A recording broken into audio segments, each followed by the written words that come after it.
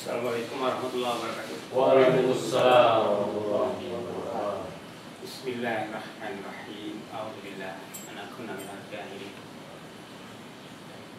Mari kita lanjutkan kajian tentang iman ya.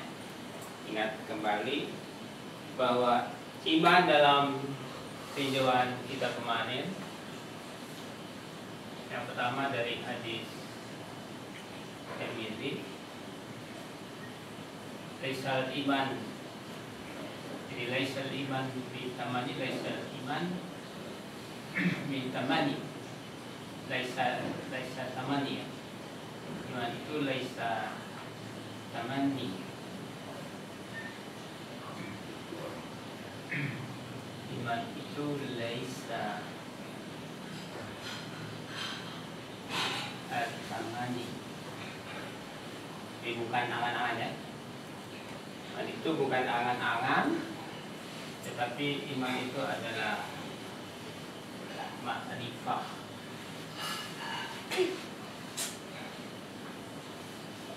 Ma'rifatul qalbi, ada tasdik,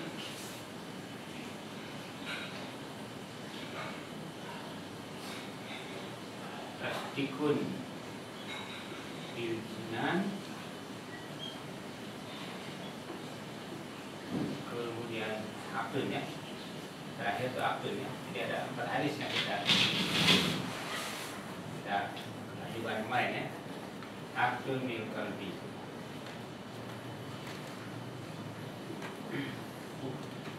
iman.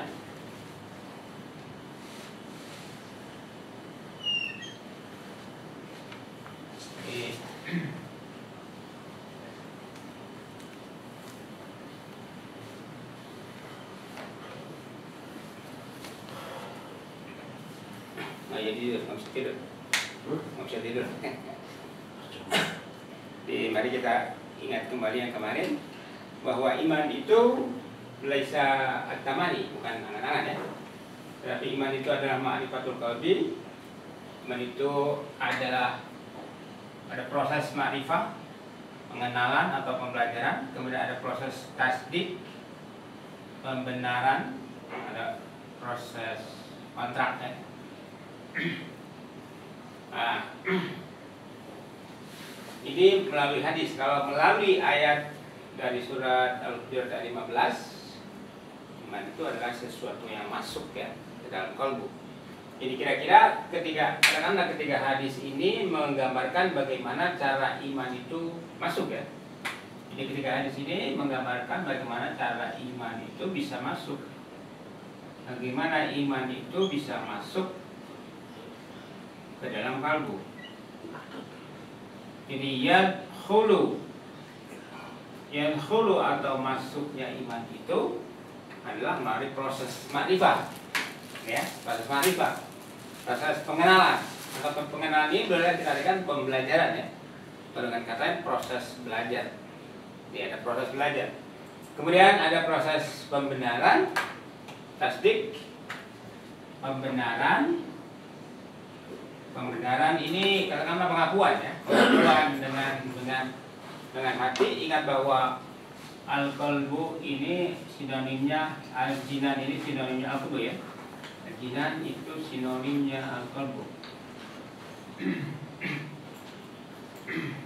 Kemudian ada proses pertama, ada proses pengenalan, pembelajaran, ada proses pembenaran atau pengakuan, atau katakanlah bahasa lainnya itu ada verifikasi yang berlangsung di dalam hati kita, dalam kesadaran kita. Kemudian baru setelah itu ada proses yang lebih serius, yaitu terjadinya akdun ya, kontrak. Jadi ada keterikatan. Kalau ini menggambarkan keterikatan secara batin, kalau akdun itu sudah, keterikatannya itu sudah harus diresmikan ya. Akdun bil qalbi ya otomatis harus lebih serius. Sehingga dengan demikian masuknya iman ini menjadi apa? Kalau di sini ingat ya, masuknya itu menjadi bukilo. Apa kemarin bukilo itu? Manjing ya, kata Mas Bowo. Ngukira. Apa manjing itu? Nancap. Sedalam-dalamnya tidak bisa kotak-katik, nggak bisa digoyang-goyang. Nah, itu gambaran iman yang apa? Yang kita peroleh dari teks ini ya.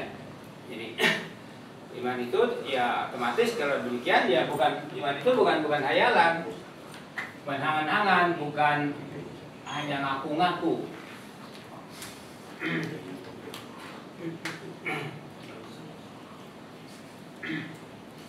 Kemudian ada lagi satu hadis yang menggambarkan bahwa iman itu mempunyai 61 cabang atau 71 cabang ya. Jadi ada satu hadis riwayat Bukhari yang mengatakan bahwa iman itu mempunyai 61 atau 71 cabang. Jadi kalau iman itu ibarat pohon, cabangnya itu ada 61 atau 71. Nah, kenapa ini tidak dipastikan 61 atau 71? Karena kira-kira yang mencatat hadis ini ragu-ragu ya. Jadi yang mendengar hadis itu ragu-ragu apakah jumlah cabangnya itu 61 atau 71. Tapi yang jelas di sini tersimpul di sini bahwa iman itu punya banyak cabang. Ibarat pohon, iman itu punya banyak cabang.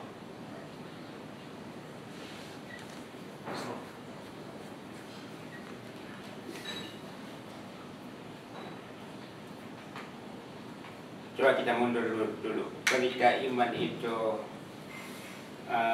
masuk ke dalam kalbu, kemudian mempengaruhi ucapan dan perbuatan. Jadi apa kira-kira ini? Iman itu masuk ke dalam hati. Kira-kira jadi apa kalau masuk ke dalam hati? Masuk ke dalam hati menjadi,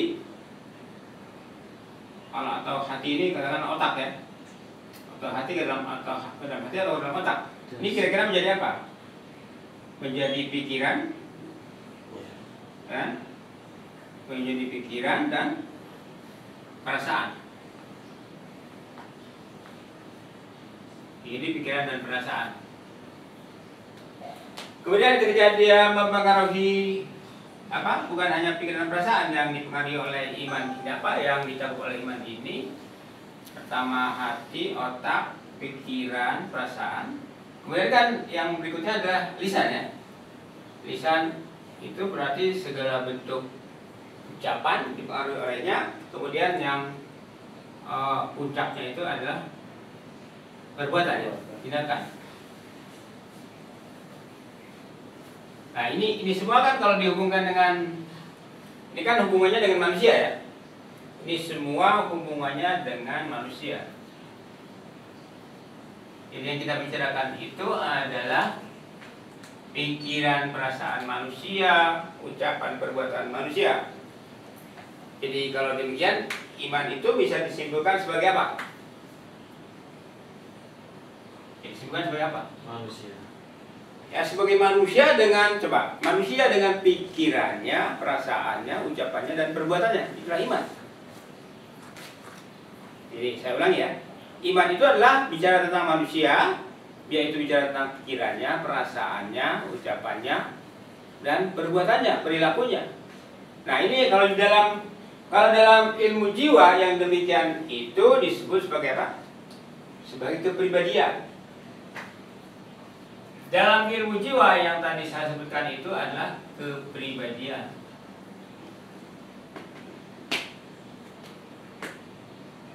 Jadi kalau demikian iman itu adalah kepribadian. Kalau kita bawa ke dalam istilah bahasa asing, katakanlah bahasa Inggris, maka ini iman itu adalah apa? Personality. Nah, ya. Personality. Di iman itu adalah Kita bicara iman, bicara tentang perasaan, pikiran, perasaan manusia, ucapan-ucapan manusia, perbuatan-perbuatan manusia, termasuk karya-karyanya ya. Perbuatan termasuk karya-karyanya itu adalah hasil dari iman, perwujudan dari iman. Nah, kalau dibawa ke dalam istilah psikologi atau istilah ilmu jiwa, kajian ilmu jiwa, iman itu adalah kepribadian atau personality.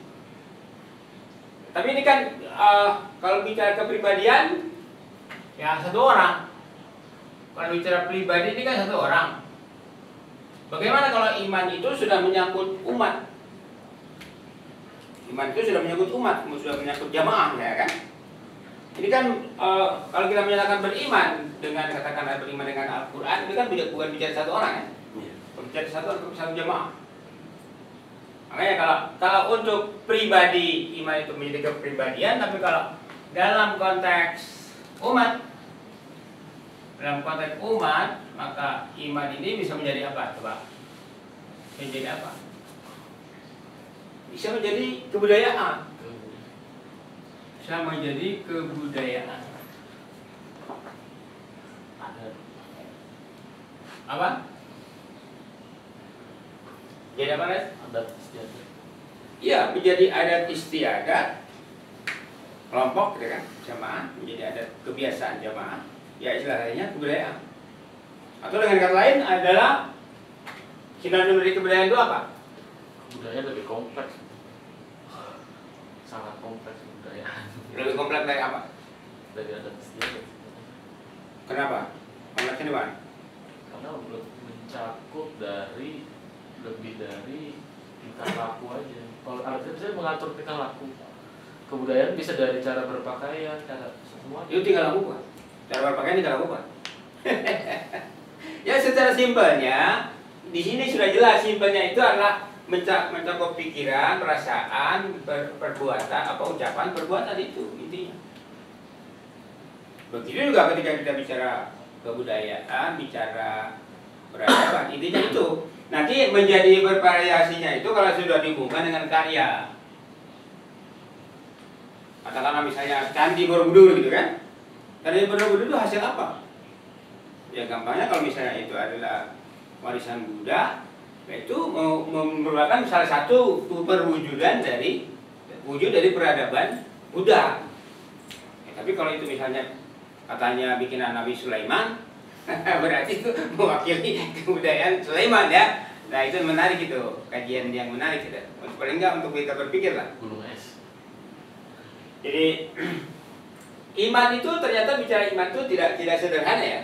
Jadi iman itu tidak sekedar kita bicara percaya diri kita percaya pada sesuatu, apakah sesuatunya itu dewa, apakah itu dukun, apakah itu Allah atau yang lain. Jadi kalau kita bicara percaya berarti urusannya antar pribadi. Kalau pribadi, tapi ketika manusia kan hidup tidak sendiri. Jadi tidak bisa kita bicara kepercayaan itu hanya pribadi, nggak bisa. Karena ketika kita percaya sesuatu secara pribadi, ternyata ada juga orang lain yang sama dengan kita, gitu kan? Yang sama dengan kita, yang mempunyai kemiripan, gitu kan? Bahkan bukan punya kemiripan, bahkan kita meniru dari mereka, gitu kan? Jadi iman itu tidak hanya bicara iman itu tidak hanya bicara pribadi, tapi bicara umat. Umat ini bisa dikatakan jamaah, bisa juga disebut komunitas. Apalagi istilahnya Pak? Komunitas atau apa? Komunitas itu kan kelompok kecil ya. Komunitas itu kelompok kecil. Nah kalau komunitas itu kira-kira jamaah. Komunitas itu kira-kira jamaah. Tapi kalau misalnya kita menggunakan istilah umat, nah umat itu kira-kira sama dengan society. Dalam bahasa Inggris ya. Jadi kalau community itu kelompok kecil, society itu kan kelompok yang lebih besar. Kalau komunitas itu misalnya lebih solid, nah kalau society itu lebih longgar ya, lebih bervariasi. Benar nggak kebalikan dari solid longgar? Benar ya? Coba perhatikan, ingat-ingat. Solid itu maksudnya apa? Solid itu maksudnya padat di sana kan, menyatu, Erat. hubungannya satu sama lain erat gitu kan. Katakanlah kalau benda yang solid itu apa? Batu, ya kan? batu misalnya kan. Nah, kalau yang tidak solid apa? Sejenis batu juga. Batu apung. Batu apung atau pasir misalnya kan. Pasir itu kan batu-batu juga, tapi dia tidak solid kan. Nah, kira-kira seperti itu. Jadi gambaran community itu seperti batu, misalnya sebongkah batu, satu batu. Tapi society itu ibaratnya seperti pasir ya. Atau kumpulan batu lah gitu kan. Yang tidak menyatu satu sama lain, tidak bisa. Tetapi di situ ada ciri-ciri yang sama. Ya namanya kalau kita menyebut pasir itu kan butiran-butiran batu kecil ya. Semuanya kan batu. Walaupun berbeda-beda, tetap bisa pisah satu sama lain, tapi jenisnya sama. Nah, ketika kita bicara iman ya seperti itu. Bisa kita bicara iman itu dalam konteks yang solid, jamaah, komunitas. Bisa juga konteks yang lebih longgar, yang tidak solid. Nah, makanya kalau kita bicara nanti masyarakat yang dibangun oleh Nabi Muhammad, masyarakat yang dibangun oleh Nabi Muhammad di Madinah itu namanya umat. Nah, yang disebut umat itu bukan hanya umat Islam, bukan hanya orang-orang Islam. Jadi umat yang diikat dalam oleh piagam Madinah itu ada ya Nabi bersama para muhajirin dan ansor, itu masyarakat mukmin ya, mukmin muslim gitu kan. Artinya mukmin yang beriman pada Islam, gitu kan, dengan Islam. Ada juga kelompok musyrik, ada juga Yahudi, beberapa suku Yahudi. Nah, itu yang disebut oleh Nabi umat. Kenapa? Karena diikat oleh piagam Madinah. Makanya ada Islam. Nah, kalau kita pikir ya, ada umat Islam, otomatis ada umat yang lain ya. Bahkan burung pun di dalam Al-Quran disebut sebagai satu umat. Ya, burung yang terbang di angkasa itu harus satu umat kalau menurut istilah Al-Quran. Nah, tetapi kalau khusus untuk umat Islam, misalnya di dalam Al-Baqarah, umat Islam itu harus menjadi ummatan wasatah atau ummatan wahidatan ya, atau ummatan apa? Khairu ummah. Nah, jadi umat Islam itu harusnya menjadi ummatan wasatah, umat yang jadi wasit. Apa kalau jadi wasit? Penengah. Nah, harusnya umat Islam itu harus menjadi wasit. Wasit bagi siapa? Wasit bagi dunia ini. Kira-kira jadi apa coba? Kalau misalnya umat Islam itu mewakili seperti yang disebutkan Al-Quran, menjadi khairu ummah, menjadi umat yang terbaik, otomatis karena dia menjadi umat terbaik, menjadi umatan wasata. Umatan wasata, umat yang menjadi wasit.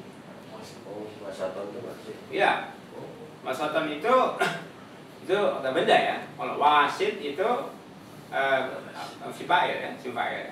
Laku. Nah, umatan wasatan itu Wasit ya. iya, kalau dalam terjemahan yang ada, umatan wasatah itu diartikan sebagai umat pertengahan. Nah, kalau umat pertengahan gimana kita membayangkan umat pertengahan? Umat pertengahan, umat yang ada di tengah atau umat yang kesini enggak kesana enggak gitu kan? Jadi ada di tengah-tengah. Umat antara bumi dan surga. Umat dan wasatah itu umat yang mampu menjadi wasit, menjadi penengah. Nah, penengah itu dengan kata ini kan pendamai ya. Karena kalau ada dua orang berselisih, lalu datang penengah, maksudnya apa ya? Mendamaikan kan? Mendamaikan atau mengadu? Kalau wasit dalam sepak bola mendamaikan atau mengadu coba? Kalau SBY non blok. Kalau wasit dalam sepak bola atau wasit dalam tinju mendamaikan atau mengadu? Nambah berantem. Dalam tinju, Waduh. wasit itu kan mengadu ya. Ayo berantem. Berantemnya, tapi berantemnya pakai aturan, gitu kan, pakai aturan. Jadi sehingga dengan kata lain sebenarnya wasit itu penegak aturan. Nah, umat Islam itu seharusnya menjadi umat yang mampu menegakkan aturan Allah tentunya kan, sehingga dia bisa menjadi pendamai di dunia ini. Jadi itu ya gambaran iman. Nah, yang ingin saya bahas malam ini sebetulnya ini nih, iman yang katanya ada 61 atau 71 cabang. Nah, dengan catatan bahwa di antara cabang-cabang itu yang paling tinggi nilainya itu adalah kata la ilaha illallah, kalimat la ilaha illallah. Mari coba kita gambaran sederhananya seperti apa ya?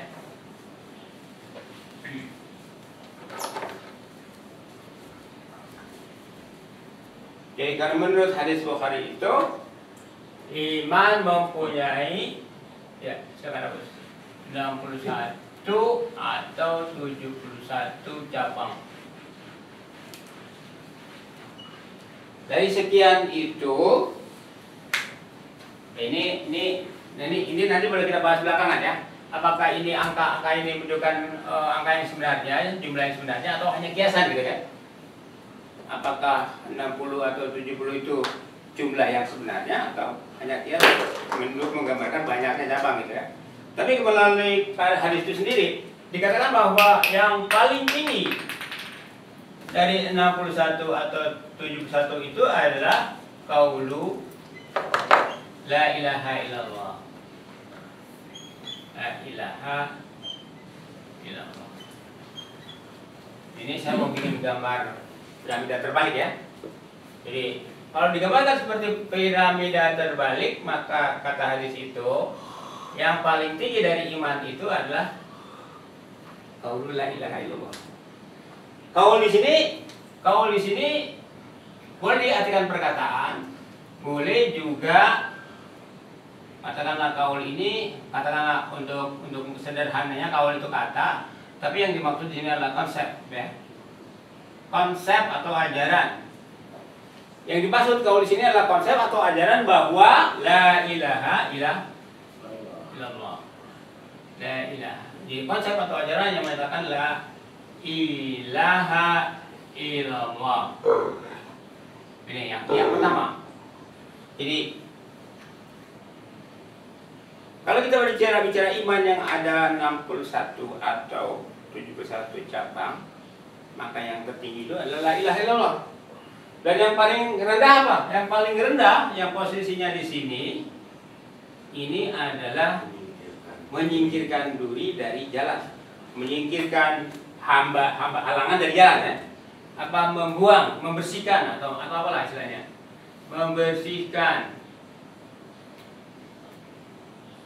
Membersihkan hambatan atau gangguan, hambatan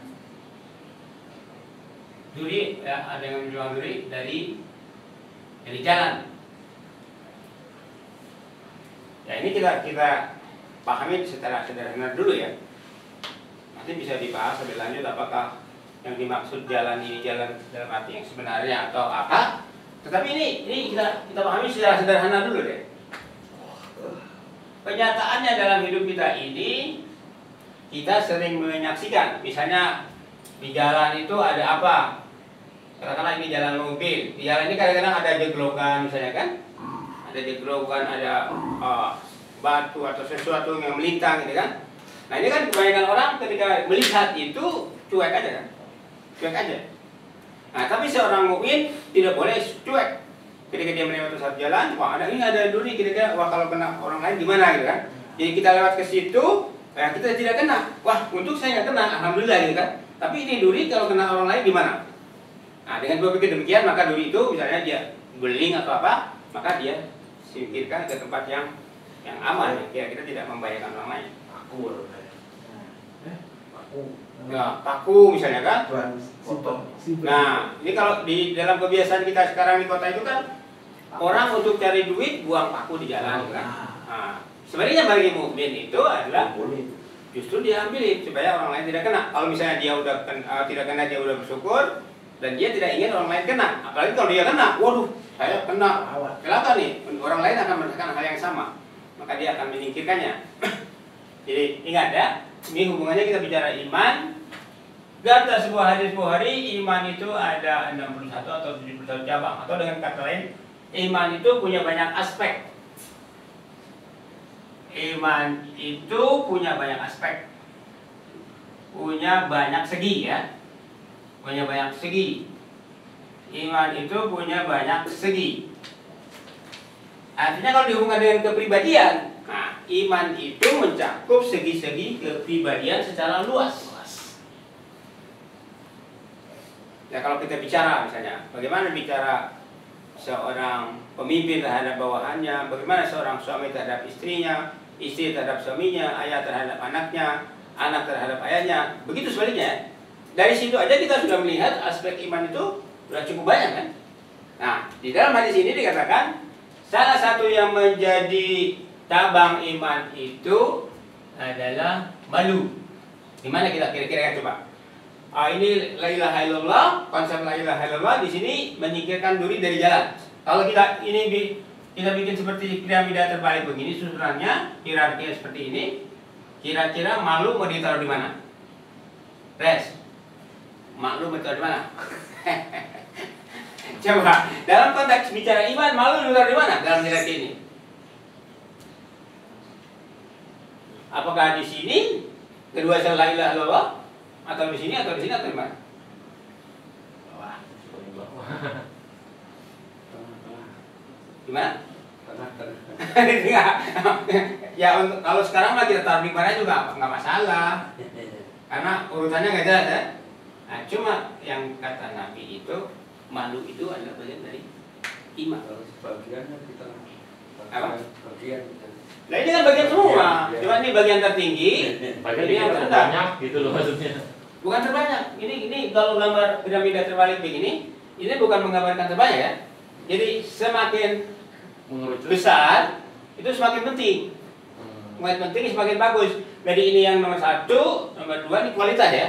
Ini kualitas pertama, kualitas kedua, ketiga dan seterusnya. Ini kualitas terendah kata Rasulullah adalah menyingkirkan duri atau gangguan dari jalan. Jadi itu gambaran iman dalam konteks apa coba? Dalam konteks itu kepribadian tadi, pemikiran, perbuatan dan ucapan dan perbuatan. Nah, perbuatan yang paling sederhana itu adalah kalau kita sebagai mukmin itu sudah menyingkirkan diri dari jalan. Artinya secara filosofis hidup mukmin itu adalah seperti dikatakan juga dalam hadis yang lain, seorang mukmin itu tapi itu bukan mukmin, muslim kalau nggak salah. Jadi muslim dengan mukmin itu kalau kita anggap sama ya, maka kata Rasulullah, muslim itu adalah yang orang lain selamat dari gangguan lidah dan tangannya. Ya. Kalau misalnya muslim kita samakan dengan mukmin di sini ya, kan sebetulnya secara prinsip sama ya. Cuma kalau dihubungkan dengan formalitas, muslim dengan mukmin beda. Tapi secara prinsip sebenarnya sama, kan muslim itu pelaku Islam. Mukmin memang apa? Siapa juga kan? Mukmin itu berlaku di dunia Islam, sama juga. Cuma kalau dihubungkan dengan formalitas, muslim dengan mukmin beda ya.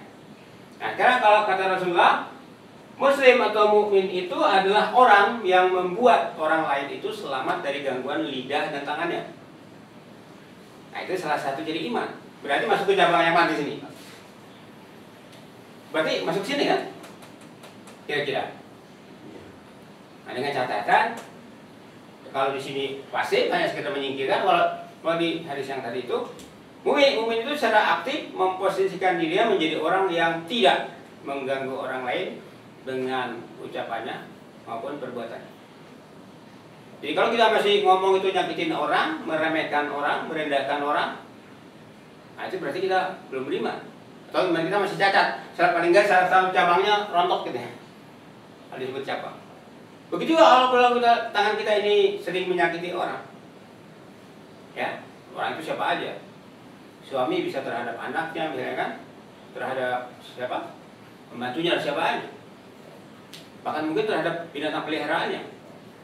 Kayak saya tadi misalnya kena kucing mencuri sesuatu, ya saya sabet pakai sapu lidi gitu kan, biar kabur. Barangkali jangan-jangan itu merupakan salah satu bentuk itu tadi ya. Tukang wujud refleksi itu tapi disenengin. Kalau tukang beat refleksi emang senengannya nyari yang sakit-sakit. Makin teriak makin seneng. Makin dia ketemu sakitnya kita, dia makin seneng. Kalau kita diem aja malah dia bingung. Makanya kalau pengen bikin bingung tukang beat refleksi, diem aja, tahan sakitnya gitu kan. Biar dia bingung deh. Wah, berarti itu. Nah, mau dikerasin sama dia habis itu. Jadi, nah ini ya. Intinya adalah indikasi pertama atau apa ya, yang harus dipegang pertama oleh seorang muslim itu, dia harus konsisten pada ini ya, pada la ilaha illallah ya.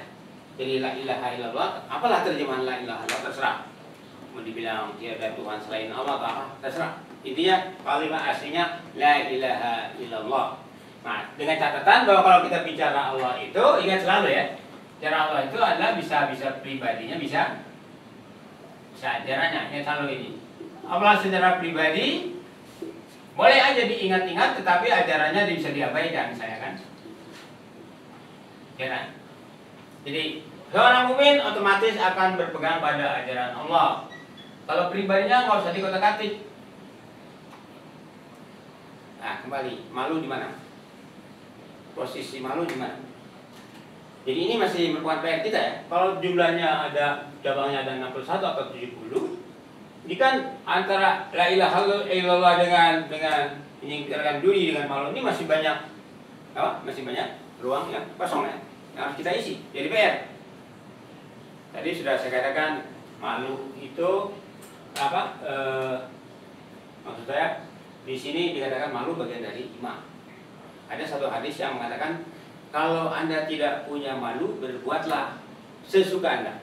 Kalau tidak punya malu, berbuatlah sesukamu. Nah, kata satu hadis, ajaran yang paling diingat orang dari para nabi itu adalah ajaran tentang malu.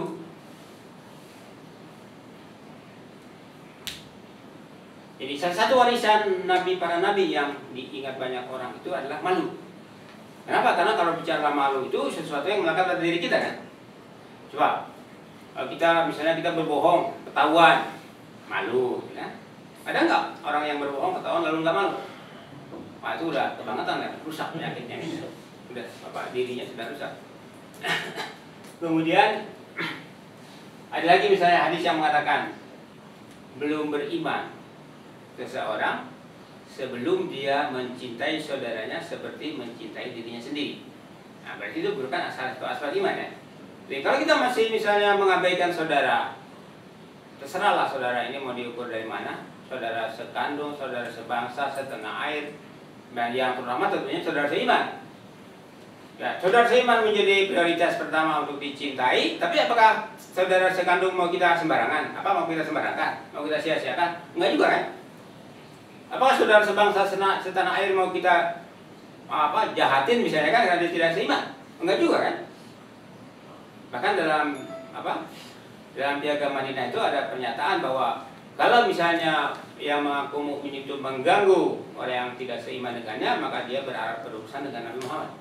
Berarti kalau dia menyakiti seseorang, katakanlah gampangnya orang kafir, maka kata Rasulullah berarti dia menyakiti saya.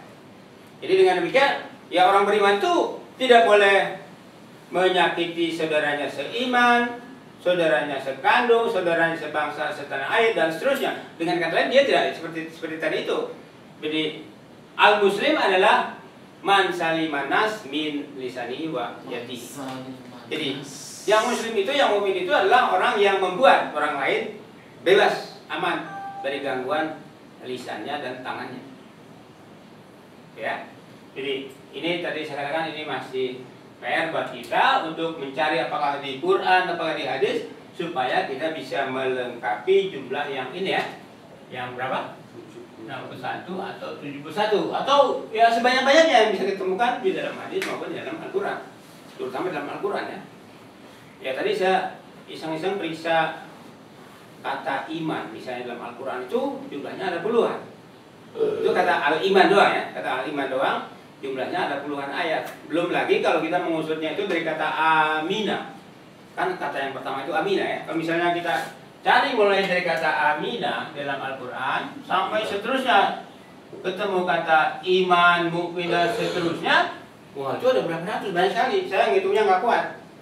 Bukan nggak kuat, belum sempat gitu kan. Kalau punya empatnya juga ya manfaatnya untuk apa gitu, kalau cuma sekedar menghitung gitu. Tapi kalau memang mau mendata ya otomatis harus dihitung. Apa sampai segini atau lebih banyak gitu. Kalau kita lihat di situ ayatnya bisa ratusan. Tapi kalau misalnya punya program tertentu aplikasi Al-Quran ya yang memang ada menghitung jumlah kata-kata itu pasti gampang ya. Kita ketik iman misalnya berapa kali adanya gitu kan, muncul berapa kali Quran, kata amanah berapa, kata yu'minu berapa, itu bisa didata dengan mudah. Tapi programnya kebetulan saya nggak punya. Kalau dulu punya, tapi komputer semakin maju programnya udah nggak jalan di situ. Karena programnya lama ya, versi lama. Misalnya di Holy Quran gitu kan, di Holy Quran tuh kalau misalnya kita ketik kata iman ya otomatis berapa kata iman akan muncul jumlahnya gitu ya. Di ayat berapa, di surat berapa. Sekarang udah programnya udah kuno. Saya juga nggak tahu itu ada yang barunya atau enggak. Jadi tetapi ingat kalau soal menghitung itu ya soal sederhana gitu. Tapi yang penting itu bagaimana kita memahami bahwa iman itu dalam konteks pribadi maupun masyarakat mempunyai aspek yang sangat banyak. Ya, kalau kita bicara kepribadian, ya otomatis yang namanya kepribadian kita itu kan juga aneka ragam, banyak aspeknya ya. Seperti tadi misalnya malu. Malu ini merupakan salah satu aspek kepribadian. Malu ini merupakan salah satu aspek kepribadian. Sehingga saya ingat dulu di Pondok Pinang itu ada seorang khatib Jumat mengatakan bahwa meskipun Gorbachev itu adalah komunis, ateis, tapi kalau dia masih punya malu, berarti dia beriman, dia bilang juga. Itu ada yang ngomong kayak gitu. Itu akibat apa? Akibat dia memahami kata-kata ini, al-haya minal iman, itu terlepas dari konteksnya gitu kan. Pokoknya asal udah punya malu, punya iman, ya udah digampangin aja lagi, lebih umum lagi, ya punya kemaluan, punya iman gitu kan. Walaupun dia tidak punya malu. Jadi kalau lihat dari konteksnya, ya malu ini malu dalam apa? Malu dalam konteks la ilaha illallah kan. Malu dalam konteks la ilaha illallah. Begitu juga ketika dia menyingkirkan duri dari jalan, adalah karena apa? Karena dia ingat la ilaha illallah. Sehingga ketika dia menyingkirkan sesuatu dari jalan itu bukan karena apa? Bukan karena ingin dipuji misalnya kan, bukan ingin so baik atau apa kan, tapi karena dia ingat la ilaha illallah, karena dia diperintah oleh Allah. Atau seperti yang kita baca dalam bacaan sholat ya, apapun yang kita lakukan dalam hidup ini, sholati wa nusuki wa mahyaya wa mamati, semua kita lakukan kenapa? Karena diperintah oleh Allah. Wa bidzalika umirtu, karena berdasar itu itu semua saya lakukan karena saya diperintah. Nah ini, jadi bagi seorang mukmin perintah Allah itu nomor satu, makanya qaul la ilaha illallah ini diletakkan di urutan yang pertama. Bukan kalau di sini dalam konteks piramida terbalik, ingat ya. Dalam konteks piramida terbalik ini hierarki. Apa hierarki? Kepangkatan ya. Jadi semakin di atas pangkatnya otomatis semakin tinggi. Semakin ke bawah pangkatnya semakin rendah. Nah ini kalau di dalam jurnalistik misalnya ada satu berita itu yang mau ditaruh di atas yang mana? Yang paling penting taruh di atas. Yang kurang penting di bawah, terus sampai yang tidak penting ini digunting. Artinya tidak dimasukkan gitu kan. Kecuali kalau misalnya ini kalau cirinya di koran atau majalah ya, misalnya koran atau majalah berita, jadi kan itu melihat ruangan. Nah, ruangan itu halaman misalnya kan. Nah, ini kita ada berita ini dipilih, ditulis, mulai ditulis berdasarkan prinsip piramida terbalik. Jadi yang paling penting, yang paling menarik taruh di atas, otomatis yang kurang penting, kurang menarik, sampai kepada yang tidak menarik ditaruh di bawah. Nanti ditaruh di bawah itu, misalnya laporan dari wartawan utuh gitu kan, nanti dikasih ke editor, nanti editor membaca berdasarkan ini. Nanti dia kalau disusun seperti ini, maka dia mengguntingnya gampang. Misalnya ini nggak penting gunting, ini penting gunting, terus sampai akhirnya yang tersisa misalnya cuma tiga itu namanya, 3 kotak lah gambarnya gitu. Nah, kalau dulu memang benar-benar digunting, artinya berita itu kan dicetak gitu kan, disetting, yang tiganya itu kebetulan dicetaknya itu panjang gitu kan, seperti di printer untuk apa itu? Katakanlah, ya, definitely tapi untuk apa? Kalau misalnya yang kertasnya kecil lebih panjang itu apa? Untuk apa itu? Nah, untuk stroke atau apa ya? Nah itu gampang, memang oleh editor itu benar-benar digunting. Kalau sekarang ya karena filenya sudah digital semua ya otomatis tinggal delete gitu kan, tinggal blok delete.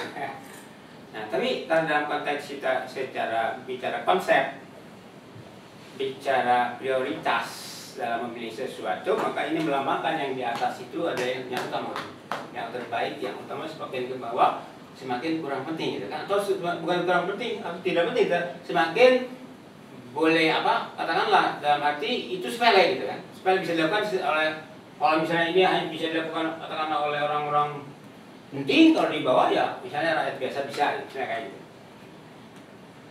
Nah jadi kembali kalau bicara iman, kalau susunan ini dibalik menjadi gambar pohon, maka la ilaha illallah itu ibarat ibarat akar pohon ya. Saya ini permukaan tanah. Nah, la ilaha illallah itu ibarat akar dari pohon ini yang membuat pohon ini bisa berdiri tegak. Yang lainnya otomatis menjadi cabang dan rantingnya. Jadi kalau digambarkan seperti pohon ya. Tapi kalau secara piramida terbalik ya di atas. Artinya juga ditaruh di atas itu melambangkan bahwa konsep la ilaha illallah ini bukan bikinan kita ya. Memang dari Allah, dari atas. Udah berapa menit? 40 menit. Ini. Ada pertanyaan nggak? Saya selama ini nggak membuka ruang pertanyaan. Coba ada yang bertanya nggak?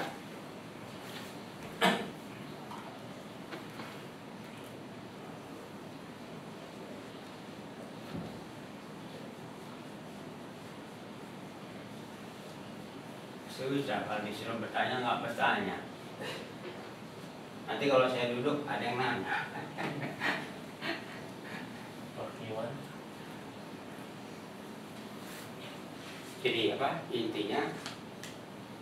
Kalau kita bicara iman dalam konteks ya, otomatis kehidupan manusia ya.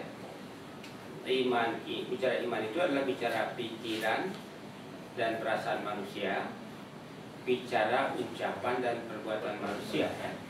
Nah, ini yang namanya perbuatan itu bisa perilaku, bisa tindakan, bisa juga karya. Jadi iman itu bicara pikiran, perasaan, ucapan, perbuatan dan karya. Karena itu iman bisa disebut sebagai kepribadian secara dalam skop yang sempit ya. Lebih luasnya iman itu bisa mewakili kebudayaan, bisa juga mewakili peradaban ya. Nah ini yang saya bicara peradaban dan kebudayaan yang saya agak tertarik itu.